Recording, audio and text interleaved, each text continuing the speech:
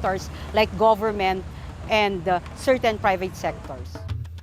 CPDE brings together CSOs to work in various advocacy arenas.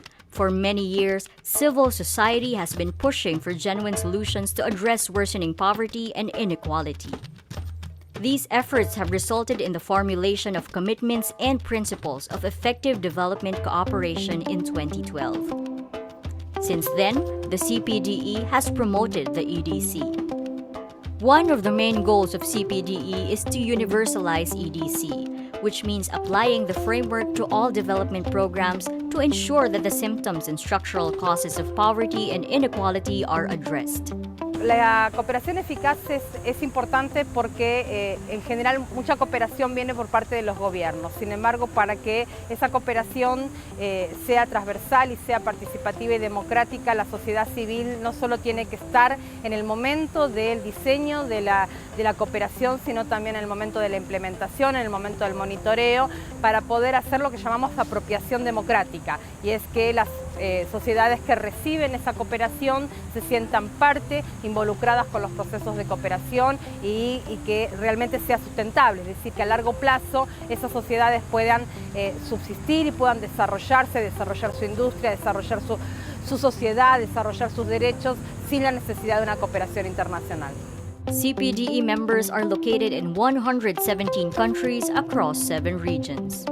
CPDE convenes 8 major sectors: agriculture and rural development, feminist groups, faith-based organizations, indigenous peoples, international civil society, labor, migrants in diaspora, youth.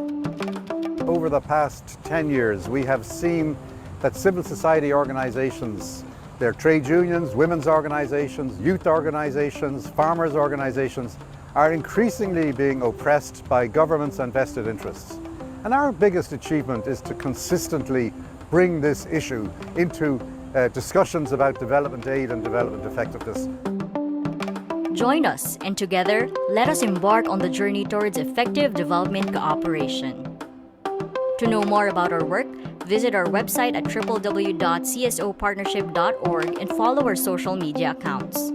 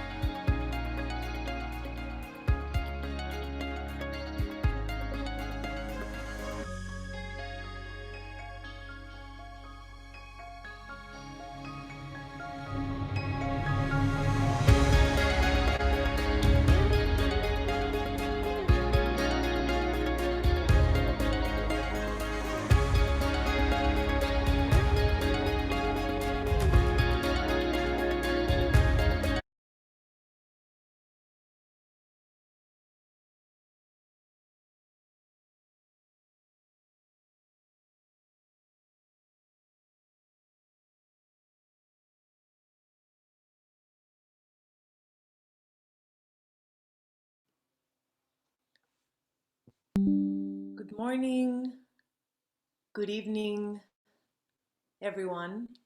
Thank you for joining us today. I think that we are ready to start now. We've provided 5 minutes already for people to join, and people will keep on joining this, this webinar. So before we start with today's event, we will go through some Zoom reminders for a better webinar. So there are some, you know that Zoom webinar offers different options. First, relevant option, top down right corner interpretation button, which can be clicked for accessing interpretation in Spanish or French.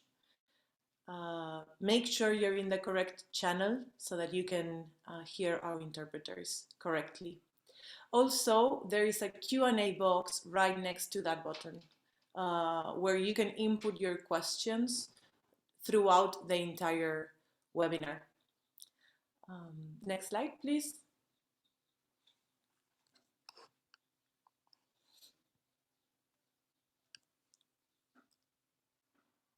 Okay, so before giving the floor to Beverly, I would just like to say on behalf of CPDE that we are very happy to finally launch this handbook on monitoring private sector engagement in development cooperation. Private sector engagement monitoring is one of CPDE's strategic objectives.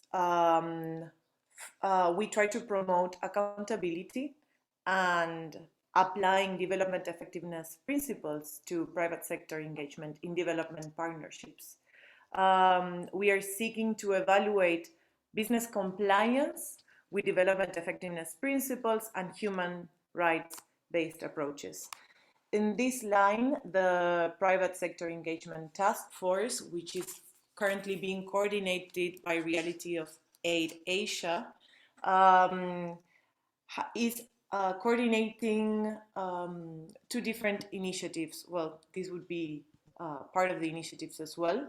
One of those initiatives is a Private Sector Watch, which aims to work as an online repository of information, a hub for information on private sector engagement studies from a CSO perspective. This handbook, which we're presenting today, has already contributed as guidelines for a number of case studies that have been conducted and which will be available in the Private Sector Watch online hub. We are really looking forward to your feedback on this tool that will be presented, and through the webinar we will also get some reactions from our panelists on the tool itself and on the experiences of applying the tool for conducting these country researches. So with that said, we now provide the floor to Beverly Longid, who will be giving us some opening remarks for today.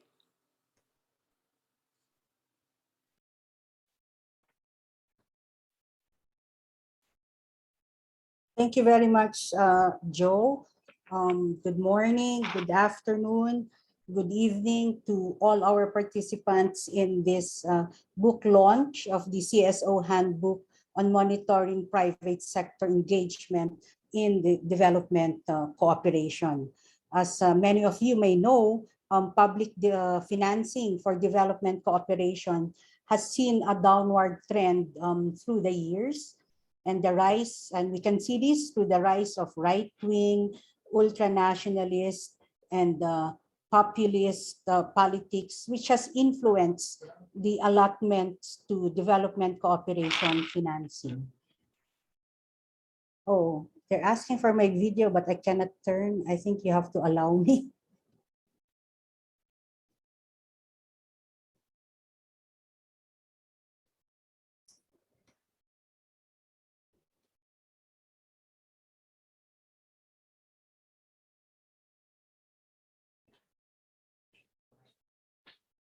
Okay, again, good morning, good afternoon, and good evening to all our participants in this launching of the CSO Handbook on Monitoring Private Sector Engagement in Development Cooperation. As many of you may know, public financing for development cooperation has seen a downward trend through the years. The rise of right-wing, ultra-nationalist and populist politics has influenced the allotment to development cooperation financing, resulting in atrophied budgets for aid. It has resulted in government and multilateral organizations pushing for private sector financing to fund development goals.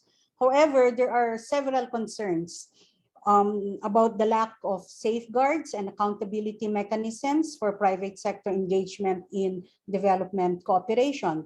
Thus, it puts the development plan, many feel that it puts the development plan or the development agenda at risk to corporate capture and profiteering instead of genuine programs that eradicate poverty and uplift the conditions of the poor and marginalized sections of society.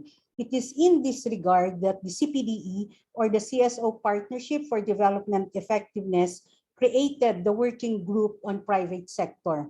And this aims to, one, monitor and evaluate the private sector engagement in development cooperation, including compliance with the Kampala Principles and the human rights-based approach. Two, develop a platform. Hopefully, this will develop a platform containing evidence on private sector engagement in development cooperation to support the advocacies and policy recommendations for effective, inclusive development partnerships. And third, hopefully, this will also lead to strengthen civil society organizations' capacities, our capacities in monitoring and appraising the effectiveness of private sector engagement in development cooperation and partnerships in our own context.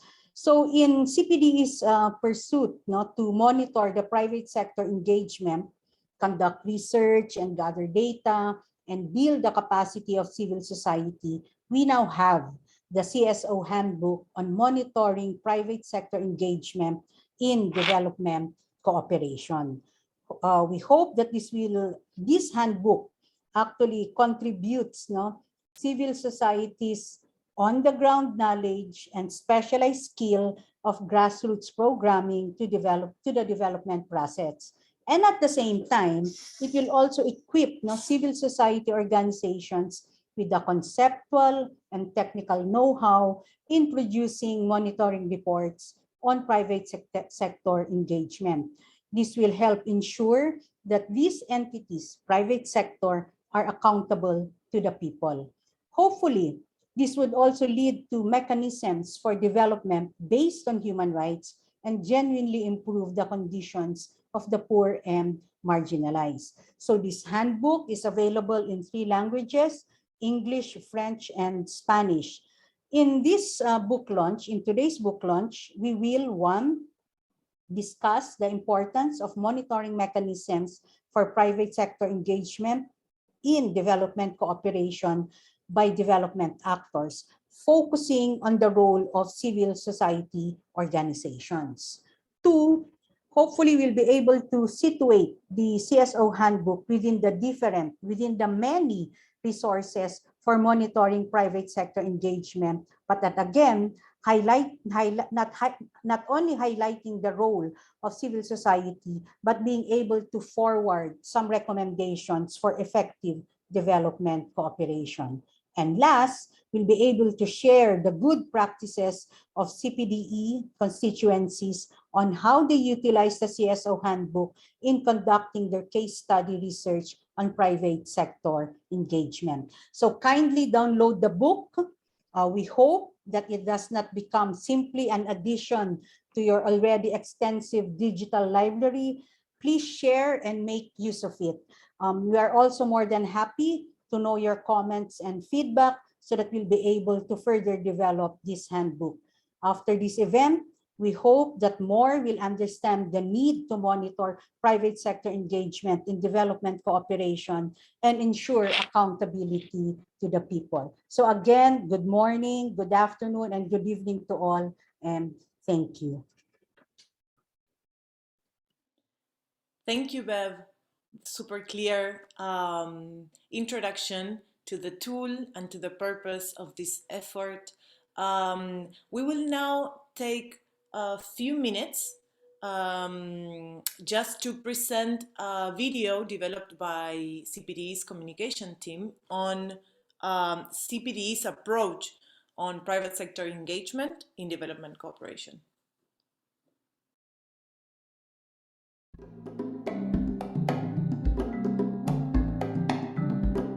Somewhere in the valleys of Patagonia, Chile, a young girl sat by the river with her mother and father.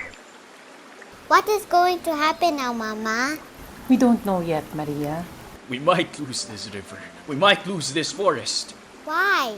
They say we must give way for progress. A few months ago, several men from the city came to tell them the good news. Your town will be a site of progress. The project, they claimed, is the answer to the country's growing demand for electricity. No more power outages, they said. Their village in Lautaro will be a part of a development project. The hydropower plant is a joint venture between the government and a large corporation. But soon, Maria's parents learned what it meant. The project will flood around 5,900 hectares of forests, river valleys, and agricultural land. Chile's megadam project is not the first of its kind. In Cameroon, Nepal, the Philippines, India, and United States, and in many other places across the globe, people face threats to their communities in the name of development programs, usually involving the private sector. Because of the negative experience of many communities with the practices of businesses, especially multinational corporations, civil society has been finding ways to deal with private sector and development. Organizations under the CSO Partnership for Development Effectiveness, or CPDE, asked all development actors to ensure that the private sector adheres to development effectiveness principles and standards for human rights, labor, and transparency and accountability. More specifically, CPDE urged businesses to abide by guidelines set by the International Labour Organization, the United Nations, and the OECD. CPDE asserts that states should play the central role in providing public goods and services and universal social protection. Concretely, CPDE proposes ending development financing for businesses that privatize basic social services, undermine people's livelihood, and increases inequality. Further, CPDE calls on governments and civil society to work together to ensure the highest standards for transparency and accountability. CPDE advocates the protection of communities' development rights and the promotion of small and medium-sized enterprises and local entrepreneurs in support of national industrialization. Finally, CPDE demands the strengthening of labor protection and the promotion of the right to collective bargaining, trade union formation, and collective action. CPDE, in its various roles in the Global Partnership for Effective Development Cooperation, engaged in the development of the Kampala Principles on effective private sector engagement in development cooperation. Endorsed by the Steering Committee of the Global Partnership in Kampala, Uganda in March 2019, the 5 principles are: Principle 1, Inclusive Country Ownership, strengthening coordination, alignment, and capacity building at the country level. Principle 2, Results and Targeted Impact, realizing sustainable development outcomes through mutual benefits. Principle 3, Inclusive Partnership, fostering trust through inclusive dialogue and consultation. Principle 4, transparency and accountability, measuring and disseminating sustainable development results for learning and scaling up of successes. Principle 5. Leave no one behind. Recognizing, sharing, and mitigating risks for all partners. CPDE welcomed the development of the Kampala Principles as a step towards a more effective and accountable engagement of the private sector in development cooperation. However, it remains critical of responding to sustainable development problems with market solutions. CPDE asserts that GPEDC must assess the implementation and implications of the Kampala Principles' voluntary nature, the pursuit of blended finance, and other arrangements consistent with development effectiveness principles, labor, accountability, and other international human rights standards. CPDE acknowledges the significant role the private sector can play in development and development cooperation, but experience shows this is far from reality. In the end, only through genuine changes in communities can such standards as the Kampala Principles have real meaning. In 2011, Maria joined her parents and dozens of others from their small village in the streets of Koihake to protest the project. The mobilizations grew bigger and bigger. By June 2014, the government scrapped the project. This story has a happy ending.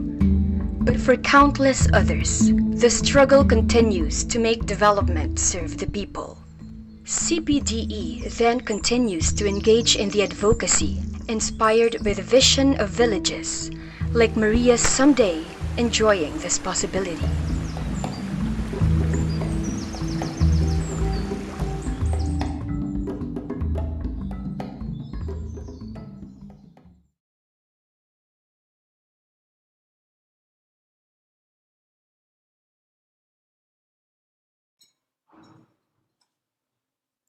Well, I hope you enjoyed that very informative video, and I personally loved the images used. So now we'll be introducing Mark Pascual, who is the outgoing global coordinator of the Reality of Aid Network and a member of the CPDE Private Sector Engagement Task Force. Mark could not be here today with us, so he has recorded his part of the presentation, which is the actual introduction to the CSO handbook. So he will be presenting the tool itself. We would like to highlight that this is CPD's way of empowering CSOs to monitor private sector engagement in development cooperation.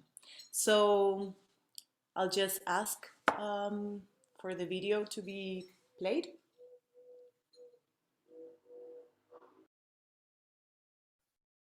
Hi, everyone. First of all, apologies if I could not make it to today's launch due to prior commitments. Nevertheless, I'm glad to be part of this event and provide an overview of the CSO Handbook on monitoring private sector engagement in development cooperation.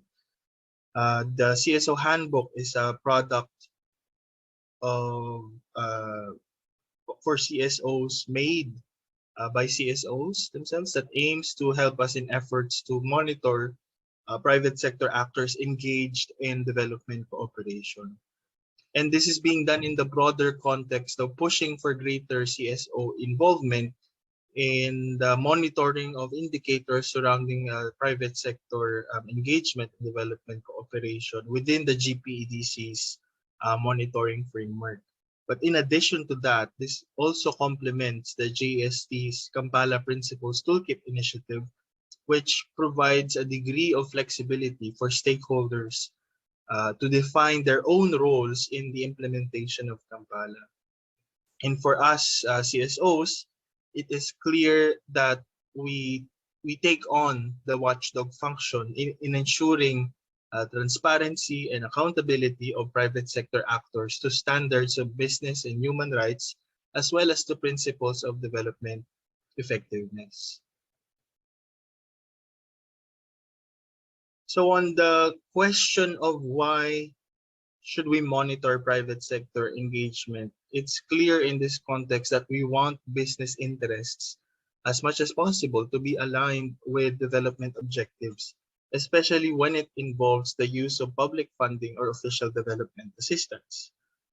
Secondly, not all SDGs are given attention. So there is a need to ensure that private sector engagement covers a broad range of issues, not just on decent work or poverty, for example, but also on important goals such as gender equality or climate and the environment. Another reason why we need to monitor private sector actors in development cooperation is the fact that blended financing is generally mobilized less in low-income countries. And this is despite its supposed contribution to poverty alleviation. So there's something there that needs to be unpacked as well on whether private sector initiatives are being targeted at the right direction and with the right objectives in mind. Now, as much as TNCs are the primary target of CSO monitoring efforts, MSMEs are equally important in a sense that there is a need to further support them to access resources such as public financing that would otherwise be available if they were multinational corporations or transnational corporations. Another problem that we seek to address in our monitoring efforts is accountability and holding MNCs and TNCs accountable for their social, environmental, and human rights impacts. With that in mind, one of the first things the CSO handbook seeks to clarify is the definition of private sector from the point of view of CSOs. There's a plethora actually of definitions around this concept, some of which even try to lump together civil society with businesses and philanthropic organizations, for example. And in this case, the handbook is clear in saying that private sector is made up of entities that engage in profit-seeking activities and have a majority private ownership. But more importantly, the handbook recognizes that private sector is also not a single homogeneous entity and therefore can be distinguished based on their size, the nature of their operations and objectives. And generally speaking, we could categorize them into the following. The first is multinational or transnational corporations. So this would be the big businesses. The next one would be micro, small, and medium-sized enterprises or MSMEs. And to some degree, we could also look at the particularity of social enterprises, perhaps as a subset of MSMEs that are more inclined towards social development objectives rather than primarily on profit-seeking ventures. Now, also for the purposes of this handbook and CSO monitoring in general, the term MSMEs excludes small-scale food producers, farmer cooperatives, and street vendors, which can be delegated as separate sectors in their own right. It's also important to note, just to highlight the value MSMEs play in society. MSMEs dominate private sector employment share globally. And so one of the guiding points this handbook imparts is a sort of proposed general attitude towards MSMEs for CSOs, to engage them by maximizing potential contributions to domestic development and local employment, to advocate for the rightful inclusion and representation in development partnerships, as well as advocating for greater government support, protection, and access to financing tools that are otherwise available to big businesses. Now, in this handbook, we also define what private sector engagement in development cooperation is, starting with the concept of development cooperation that rests mainly on the fact that it is not driven by profit and discriminates in favor of developing countries. And in that sense, PSE through the development cooperation can be described as an activity that aims to leverage private sector actors to achieve development objectives while at the same time recognizing the need of private sector entities for financial return or on investment. And it's precisely because of this duality in its objectives and the inherent nature of private sector to naturally seek profit from their activities, CSO monitoring becomes essential to ensure their activities are aligned with effective development cooperation. Now, one of the most common forms private sector engagement manifests at the country level are in the form of PPPs or public-private partnerships. And this handbook takes guidance from a 2020 report by Eurodad and the European Federation of Public Service Unions, or EPSU, taking note of the following findings from their reports. First, that PPPs do not bring new money, but can actually create hidden debt.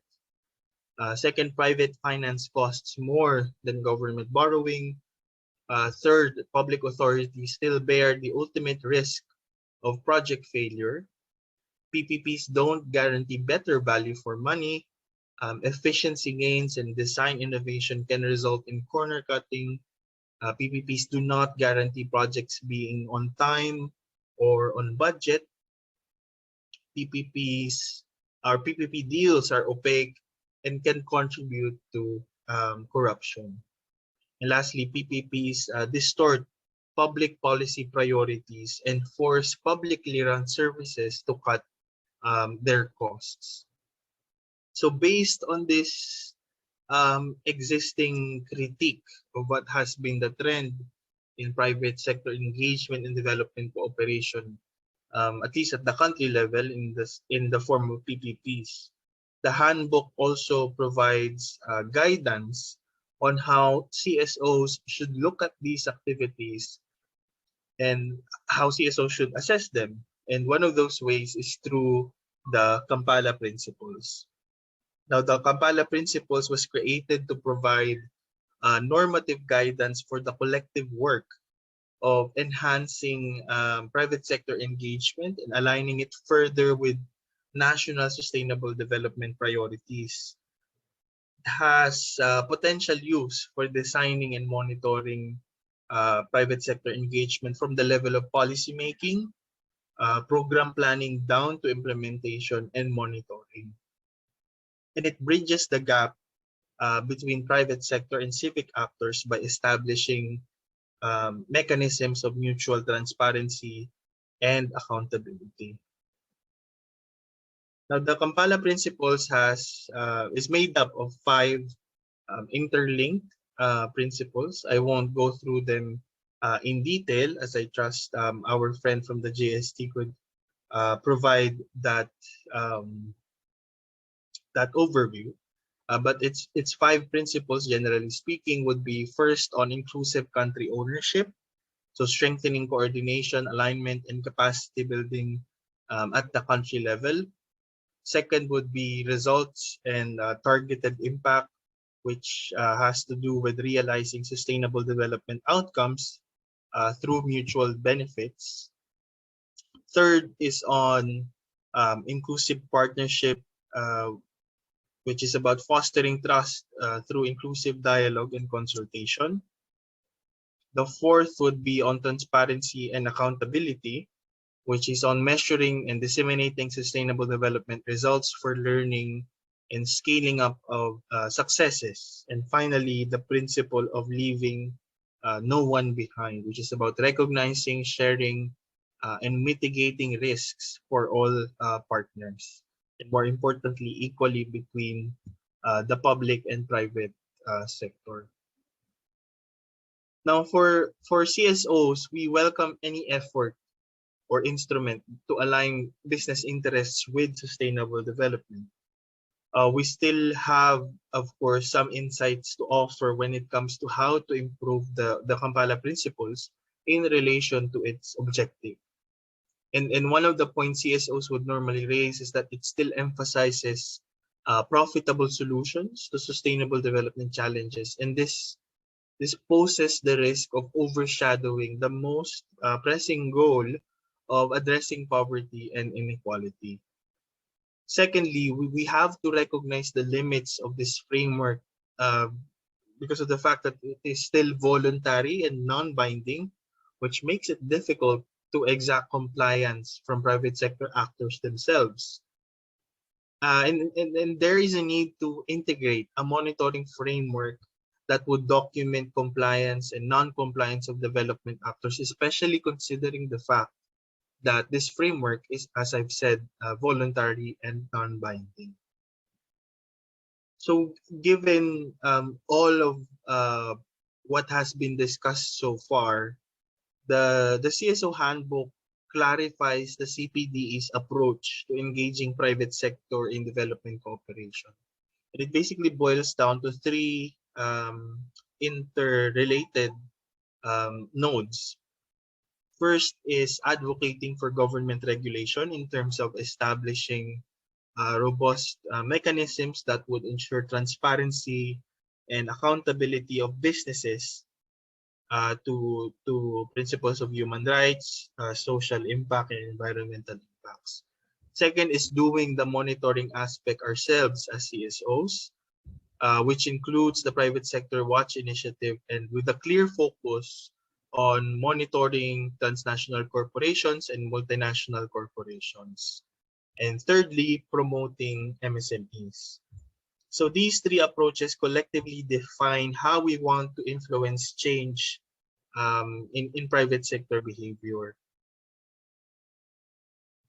Lastly, I just wanted to emphasize that the handbook also offers a way for CSOs to map private sector engagement in development cooperation. So basically, this is how we can monitor business behavior at the country level, starting with identifying private sector engagement projects, identifying stakeholders involved in these processes, and then after that, identifying specific sustainable development goals and sustainable development outcomes to which these projects relate to. And then the quantitative and qualitative data and analysis based on the Kampala Principles as this overall framework for analysis. So this guidance, with this CSO handbook on monitoring private sector engagement in development cooperation, we hope that it enables CSOs to do their role as watchdogs and development actors in their own right. And in this particular context, to hold big businesses to standards of transparency and accountability. So that's a general overview of what the CSO handbook on monitoring private sector engagement in development cooperation is all about, and what is its importance in terms of the broader context of the role of CSOs in the overall framework of implementing the Kampala Principles and monitoring big business behavior. So I stop my presentation here. Thank you all very much for your interest and for attending this event. Thank you.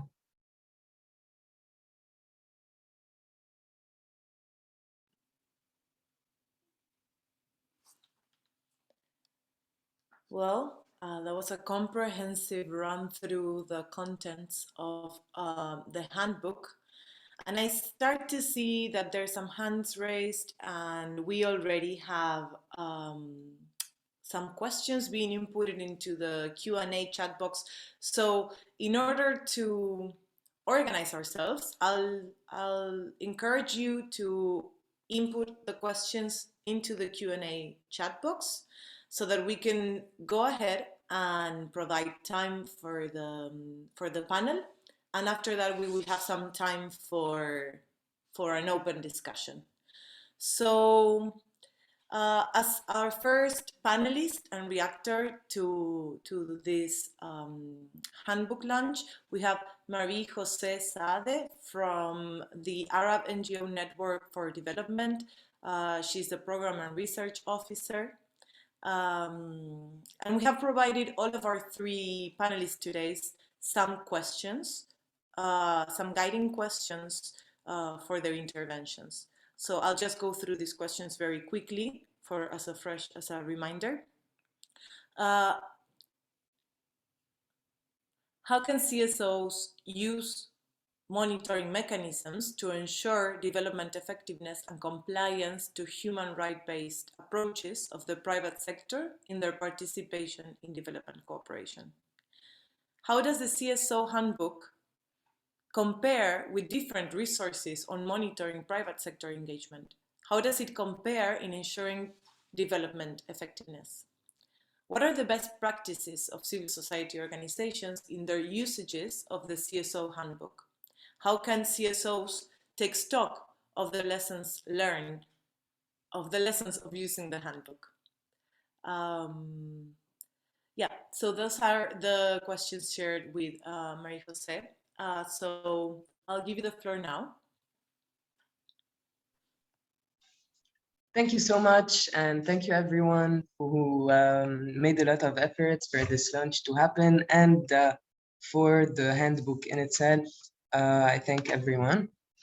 Okay, so basically, the handbook serves to help CSOs structure the process of monitoring private sector engagements in development cooperation.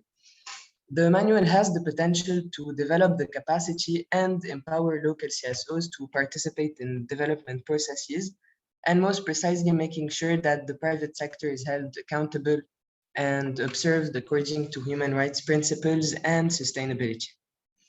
So the Kampala Principles, namely, offer us a framework that can be used to assure compliance with the development effectiveness principles in a structured and systemic manner. So this is what changes a bit from other toolkits from before, as shown in the handbook, and the second part most precisely. So the principles, which I will just repeat quickly, are inclusive country ownership, results and targeted impact, inclusive partnership, transparency and accountability, and finally, leaving no one behind. So as we can see, they unite very fundamental principles of development cooperation and human rights, which are the basis for the prosperous development of society. And I think a lot of the work that CSOs do in general is linked to all these principles, and basically these principles are omnipresent everywhere in our work. So even though these principles do not impose legally binding obligations for the private sector, they can indeed serve as a tool to document and monitor these actors and their doings according to these standards, and to be then used in advocacy work and disseminated between relevant parties. So why is this important? Because in the current context, considering the increased participation of the private sector in development and its powerful economic, social, and sometimes political influence. So overall, the handbook is a powerful tool that opens up different possibilities of action for local civil society organizations. The first step for these local organizations would be to use the framework to map a specific national initiative, collect and summarize the data according to the project mapping framework presented in the handbook, and finally integrate the Kampala Principles into the analysis. So after this step facilitated by the handbook organizations aim would be to raise awareness and advocate for legal regulatory frameworks to different stakeholders, such as parliaments, officials, international institutions, and funders, to officially adopt these regulations for the private sector. So in this context, results from the report can be used in different platforms to impact policymaking, can be used by CSOs. So we have, for example, media and social media campaigns to highlight the violations and risks and directly provide recommendations and alternatives for policymakers.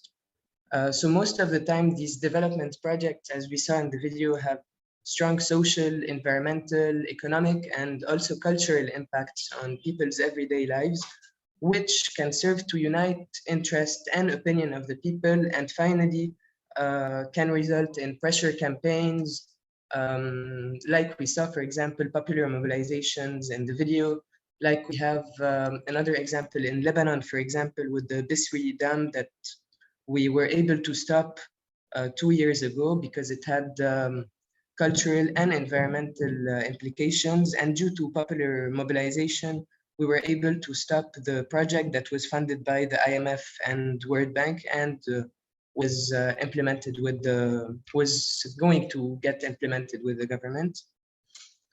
Another platform is, for example, in organized national multi-stakeholder dialogue sessions with the private sector, micro, small, and medium enterprises, trade unions, and official entities like government, ministries, international commissions, etc.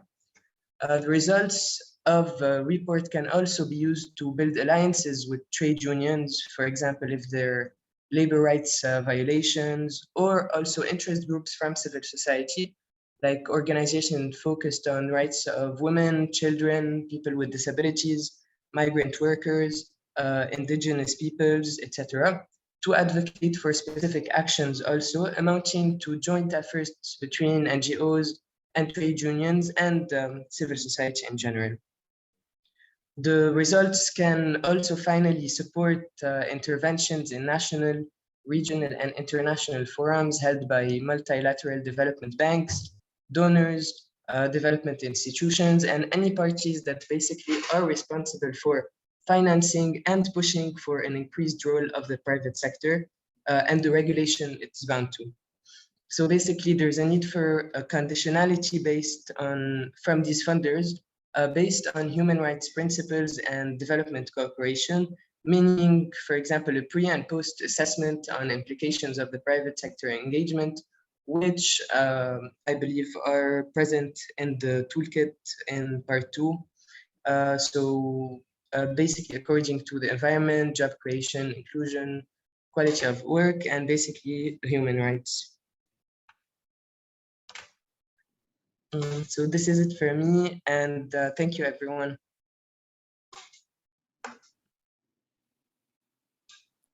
Thank you, Marie Jose. That was a very insightful perspective on how to actually apply the handbook. Evidently, there are some organizations which have already been working on the case studies that have already used this tool. So ANND is able to report from their experience. So we are running a little bit short on time, and I really look forward to the open discussion. So I'm going to give the floor to the next panelist, Jiten Yuman, Secretary from the Center for Advocacy and Research from Manipur. So, Jiten, if we can keep it to maybe 3-4 minutes intervention, I'm sorry for cutting the time, and please, without speeding up too much, so that the interpreters can get the translation correctly. Thank you. All right, thank you very much, Josefina. I cannot actually start my video because I need the host permission.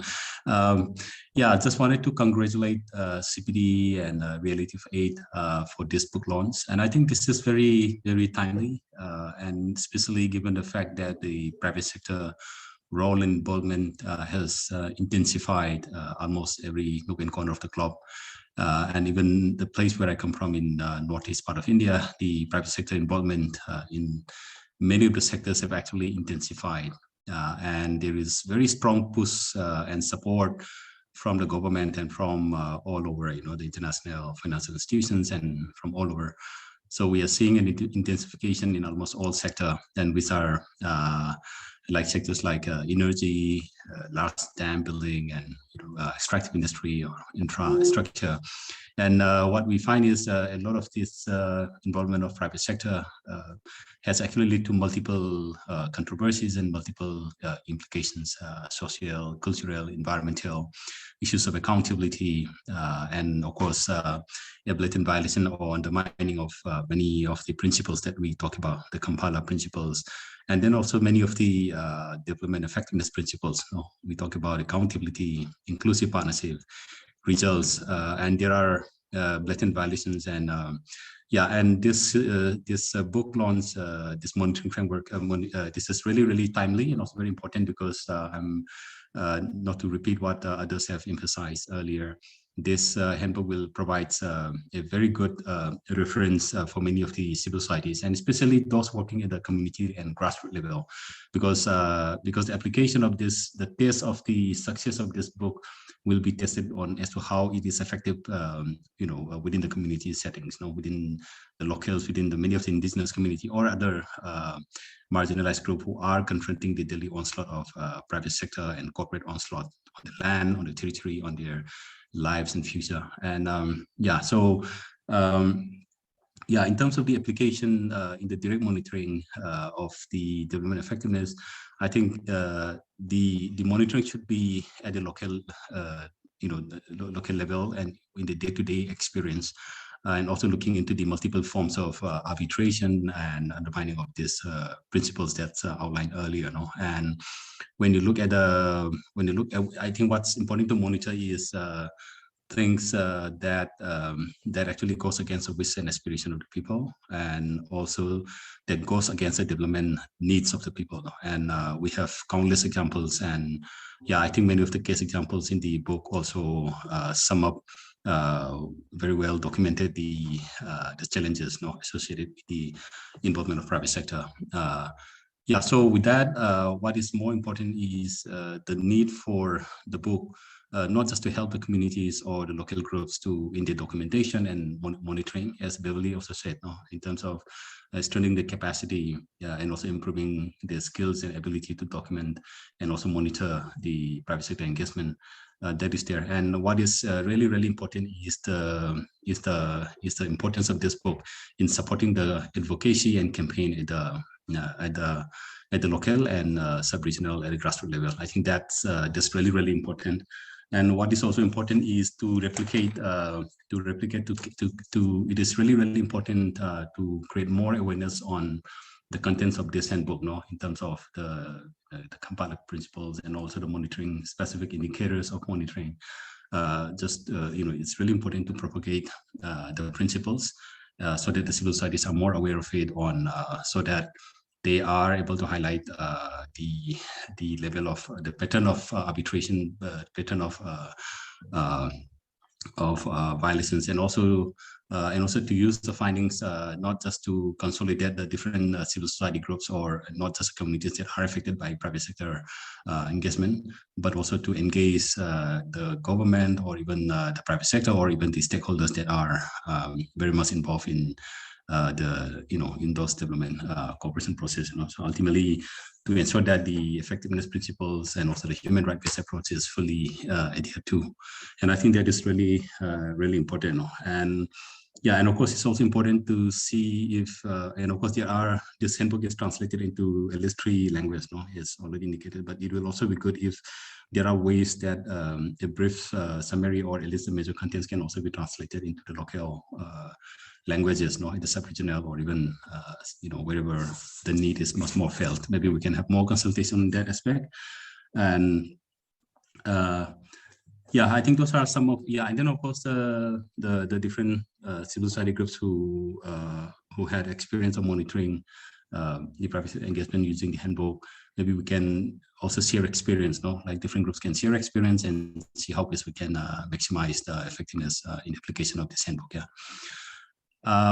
So keeping in mind, I will end here, and just wish that this book is replicated and also used effectively by all the different civil society groups within CPDE and beyond. Thank you.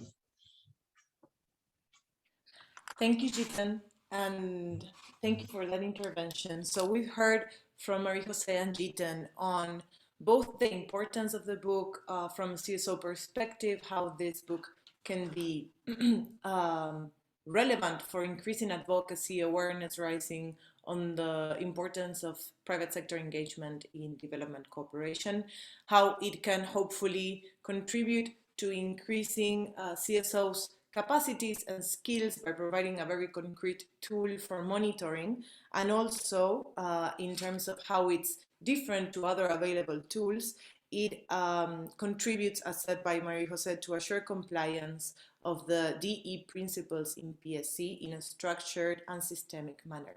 Now, we will give the floor to our third and last panelist, Rafael Duque Figueira, Junior Policy Analyst for UNDP and OECD Joint Support Team.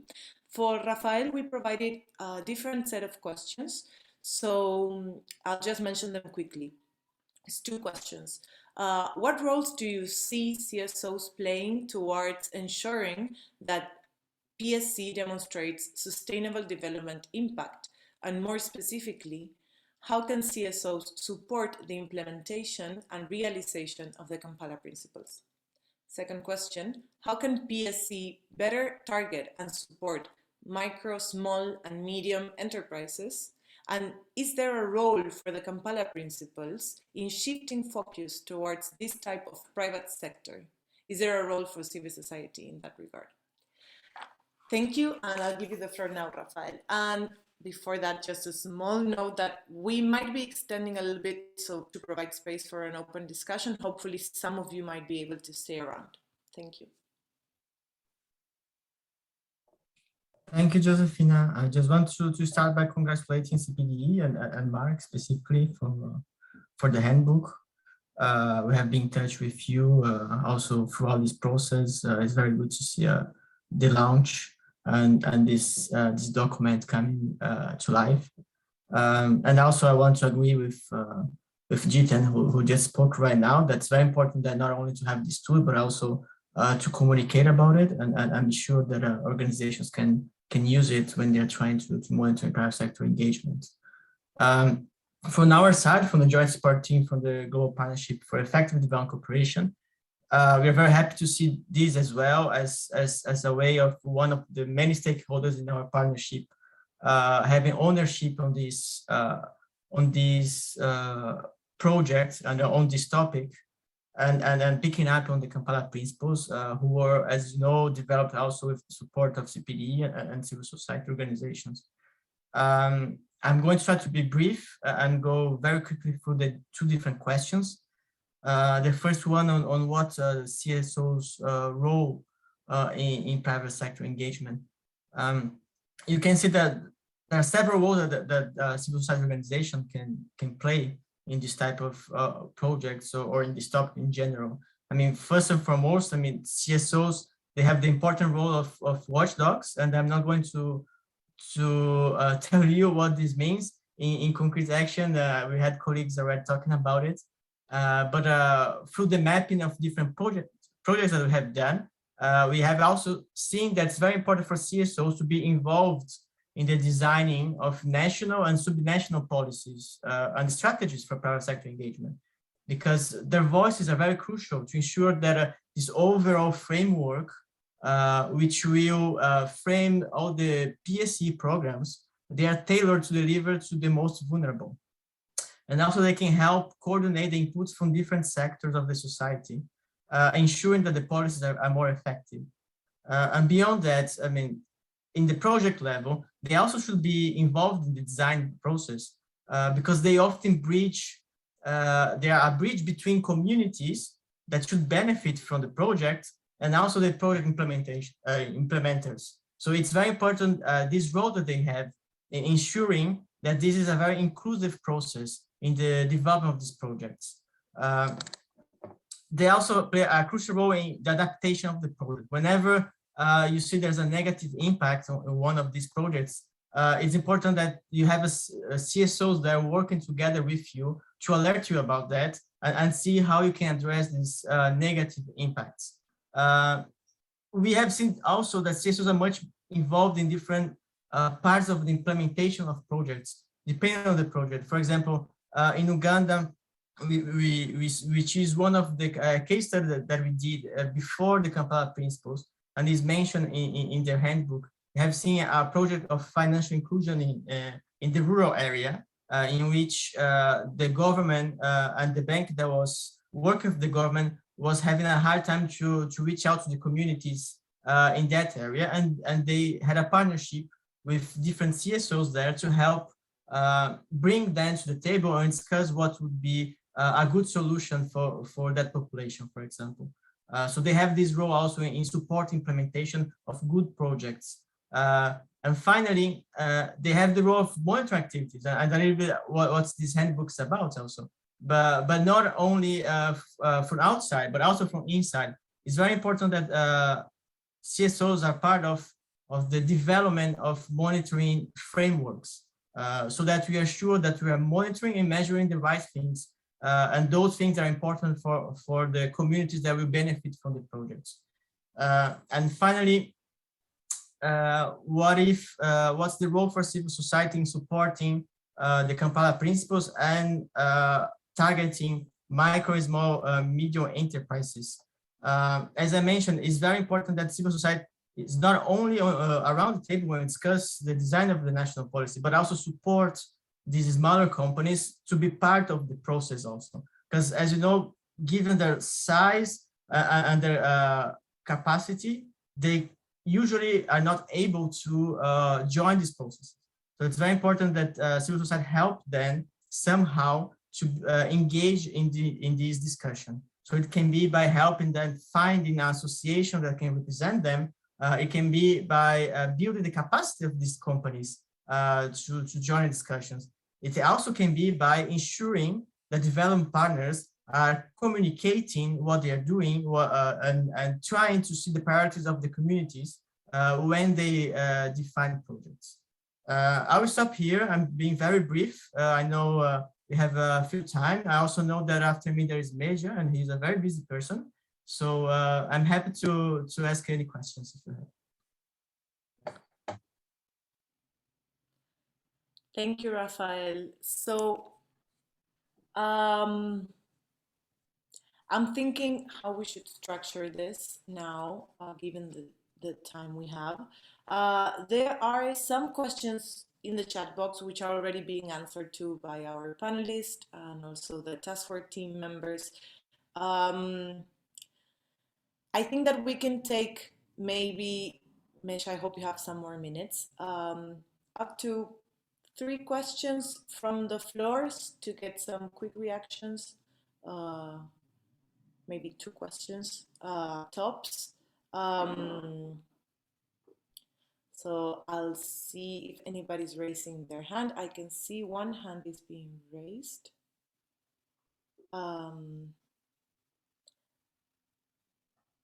Soleil Alaro.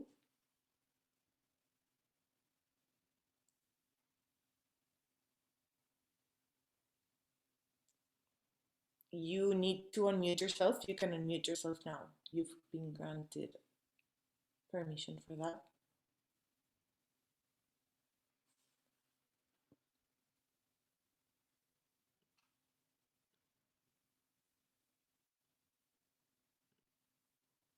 Okay, any other questions from the floor? If not, I can read out loud the questions that have been inputted into the chat box.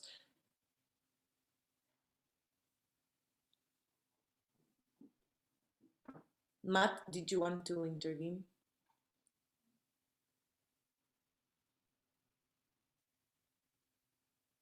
Okay, so we'll go to the questions in the chat box. There's a question from Lori Johnston. I have it in Spanish, so I'll do a quick translation. Could you provide an example of the use of the toolkit of the handbook for the norms and mechanism of monitoring and of the Global Digital Pact proposed by the Secretary General of the United Nations? I think that Matt had already answered this one in the chat box. And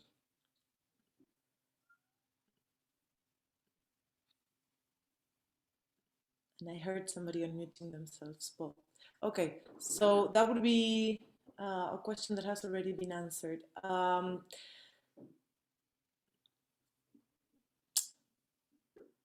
Yes, Luca, go ahead, please. Can you hear me? Yes, perfectly. Hello. Hi, and thank you so much for the presentation.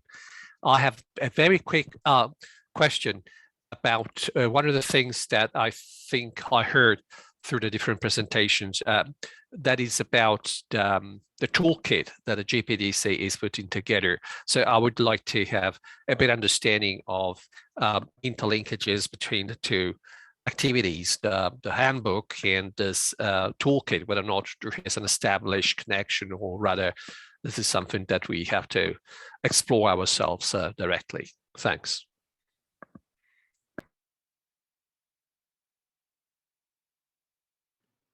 Thank you, Luca. I'll take the two other questions that are in the Q&A chat box, and maybe we can hopefully have answers directly for those. So we have two more questions. One from Pantaleon Shoki. It says, is there any plan to enable collection of attempted initiatives? As mentioned earlier, I think I can answer right away to that one.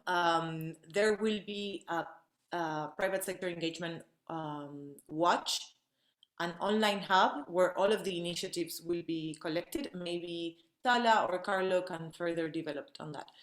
And on Georgina's question, I'll just read it out loud so that there can be an answer to Lucas and Georgina's question. How to get international cooperation to disclose in the different countries the projects they're working on, private sector engagement, in order to monitor them? Because we know that's part of the problem too, right? There's a lack of information. So from the panelists, Joe, I have an additional one, a very short one. Go ahead. This is about the fact that we're going to have a new indicator 3, apparently, the indicator about the private sector. So it would be great to know whether or not we have any update on this new indicator 3. Thanks. Okay, where do we start from? Rafael, maybe you want to go ahead and provide some answers to the questions? A lot of good questions, very much linked to the GPDC, so I'm very happy to answer them. I will start maybe with the first one from Luca. Nice to see you again, Luca, by the way. On the toolkit, so yes, this work program that finished in December for the GPDC has one activity that is the development of toolkits, plural, for the implementation of the Kampala Principles. So the idea is to have a toolkit for each constituency, meaning development partners, partner countries, private sector, civil society, and trade unions. We are currently the one for development partners is up for consultation on our website. We have been liaising with colleagues from CPDE to ensure that we collect all the relevant feedback. And then I imagine the next one will be for private sector. It's, as I mentioned, it's planned to have one for the civil society. And I understand, Luca, that you want to know a little bit more about the linkages between the handbook and the upcoming toolkit. I see the toolkit as more a practical way of seeing CSO roles in specific areas. It's not as the handbook is a more generic way of monitoring and very research oriented sometimes, and then it's a very good tool also for them for advocacy. And the toolkit will have very specific questions for different roles that CSOs can take. So I think they complement each other very well. On the other two questions, I think they're much linked on disclosure of PSE projects and indicator 3. As you can see, the GPDC advocates for all development partners to disclosure all the PSE projects in a very detailed level through the Kampala Principles also. The GPDC is currently reforming its global monitoring exercise. And the idea is that the indicator 3 that used to measure the quality of private sector dialogue would be focusing now much more on the Kampala Principles. It would be a separate module from the main framework. And we are trying, I mean, in this, we have consulted with civil society and the stakeholders about the broader contours that we would like to see in this specific indicator. We have received very useful feedback. We are trying to see how and if development partners at the country level and the national governments, if they're using the Kampala Principles, and what if they are reporting on PSE projects, and if so, where we can find that information. But right now we are in the midst of having some technical work to develop exactly how the indicator will look like, or how this module will look like. And if I'm not wrong, the timeline is that for the next steering committee meeting of the Go Partnership, we will put forward a proposal. There might be other entry points for reaching out to other actors. It's not sure yet. Maybe Meja will be more informed than I am. As you know, Meja is the co-chair of the GPDC, and he's together with other colleagues leading on the monitoring.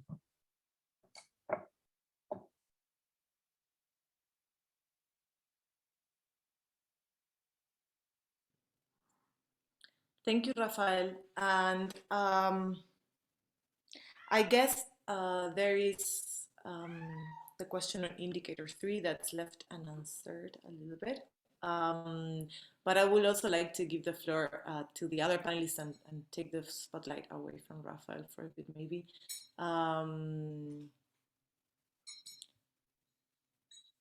Any further feedback from the floor, or maybe?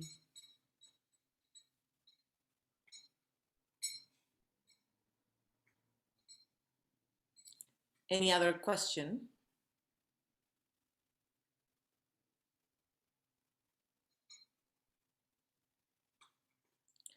Okay, so despite it being short, I think that we can then move ahead to our closing remarks, which will be provided by Vitalis Mesha, Executive Director of Reality of Aid Africa and non-executive co-chair for the GPDC. Mesha, I'll give you the floor. I thank you very much, Josefina, and let me begin by congratulating the task force for producing this wonderful work. It's the first one of its kind, and indeed seeks to, as others have said, to really place development cooperation, at the center of, putting the private sector at the center of development cooperation engagement. I think that is very important. And along the lines of what Luca already said, I think this can indeed provide some material that could be used for reshaping and organizing the indicator 3, which among other things is envisioned to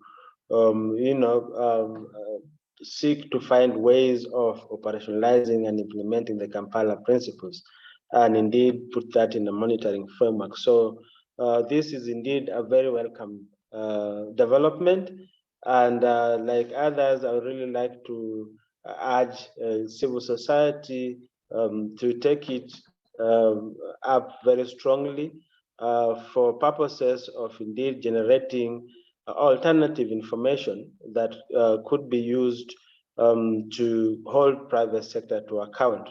As you know, over the years, CPDE has been at the forefront of developing materials and indeed tools that are friendly to civil society and speak to the needs of communities in terms of placing their issues at the center of development cooperation. And I see this as one of those that we could really use to transform how we support the initiatives of communities who are largely affected by private sector to bring them to account with regard to their initiatives. What I can assure you is that as we continue the process of reviewing the monitoring framework, I want to encourage CPD and specifically the task force to be on the standby so that as we begin developing or reorganizing the indicator 3, that they will be able to come in and provide some technical input to the process. And as co-chairs, we are very open to receive the views and perspectives to help inform that. So in that regard, again, I really want to thank the organizers, and I want to thank particularly the task force for doing a wonderful job. And for me, it's really a congratulations. And I want to say that it is now time to act. We have the tools, and I hope that it will lead to some transformation in the way in which we change the private sector behavior. With those few remarks, I would like to give it back to Zefina and really thank you again for inviting me to give some closing remarks. Thank you. And back to you, Josefina.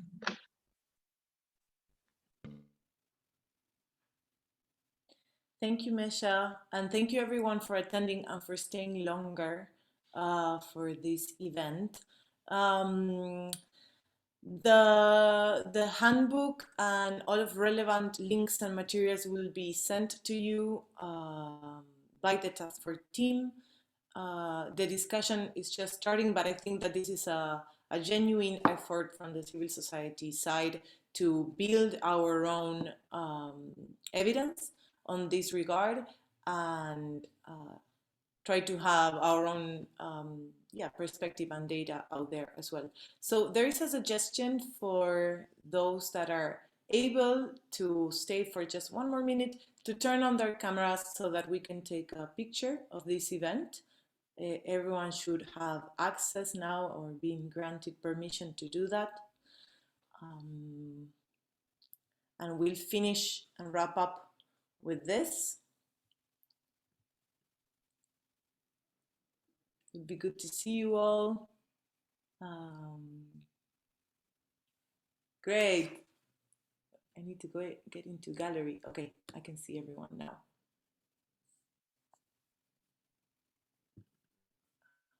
There's still some issue with the camera. I have no access to. Okay. Oh, you see my name. Okay. We can see your name. Yes. Perfect. So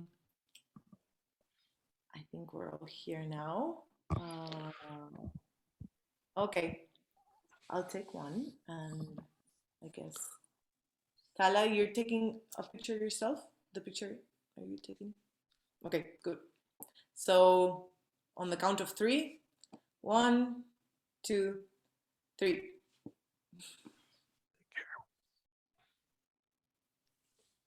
Maybe we can wait for the others to accept the invitation to be a panelist. Yeah, maybe just like a minute so we can have everyone in the picture.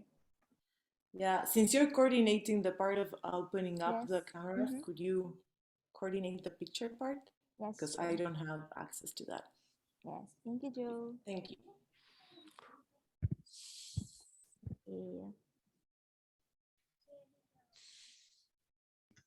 Maybe everyone can turn on their cameras.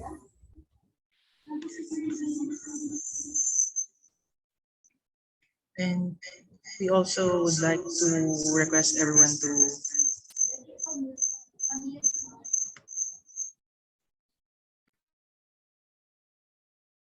we cannot turn on our cameras.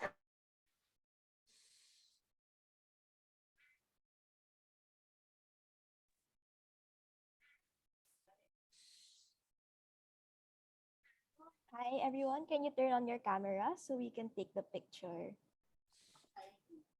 They are already on, and the smile is drying up now. Yeah, right. My camera's not working. Hey, everyone. 1, 2, 3, smile. All right. Another one. Oh, wait a minute. Sorry. 1, 2, 3, smile. Thank you. Thank you, and thank you very much to our panelists. I think that this part of the opening up the cameras was a little bit tricky for some of the participants. Yeah. We'll nail it better next time. Okay. Thank you for your extra time and for your engagement today. Take care. Bye-bye. Take care. Take care. Thank you, everyone. Thank you, everyone. Rafael. Bye. Thank you, Ethan. Thank you, Marie Jose, for your Thank time. you. Thank you, Deetan. Thank you so much. Hi. Thank you, MJ. Thank you. Thank you, Meja. Thank you. Thank you, Meja. Thank you, Bev. Thank you, Joe. I lost Bev already. Thank you so much, Joe.